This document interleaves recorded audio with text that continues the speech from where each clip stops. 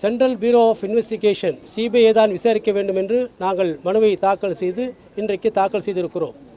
அதில் 2 விதமான உடனடியாக இடைக்கால நிவாரணம் கேட்டிருக்கிறோம். ஒன்று, அந்த சம்பவம் நடைபெற்ற இடத்திற்கு அருகில் உள்ள சிசிடிவி பதிவுகளை எப்படியாவது நீக்கி விடுவார்கள், அதை உடனடியாக கைப்பற்ற வேண்டும். அதே போல பாதிக்கப்பட்ட அந்த எங்கள் கட்சியினுடைய தொண்டர்கள் அவர்களுடைய குழந்தைகளை இறந்திருக்கக்கூடிய பெற்றோர்கள் அவருடைய உறவினர்களை சந்திப்பதற்கு தலைவர் விஜய் அவர்களுக்கு உரிய பாதுகாப்பு தர வேண்டும் என்று 2 கோரிக்கைகளின் அடிப்படையில் மொத்தம் 3 விதமான கோரிக்கைகளை வைத்து இன்றைக்கு நாங்கள் மனுவை தாக்கல் செய்ய இங்கே வந்தோம்.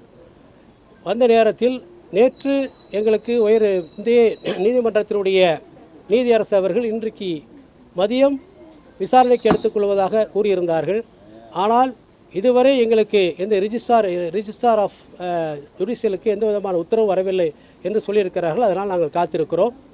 இன்று ஒருவேளை அது இந்த மனுவை விசாரிக்காமல் இருந்தால் நாளையோ அல்லது வெள்ளிக்கிழமையோ இந்த மனு விசாரணைக்கு வரும் என்று நாங்கள் நம்புகிறோம்.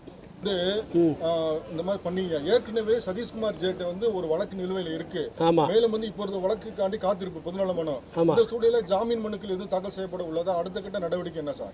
இல்லை, அது தனி. ஏன்னா இன்றைக்கி இப்போ உடனடியாக எங்களுக்கு வேண்டியது பாதிக்கப்பட்டிருக்கக்கூடிய மக்கள், குழந்தைகளை இழந்திருக்காங்க, பெண்கள் இழந்திருக்கிறாங்க, முதியோர்கள் இறந்திருக்காங்க.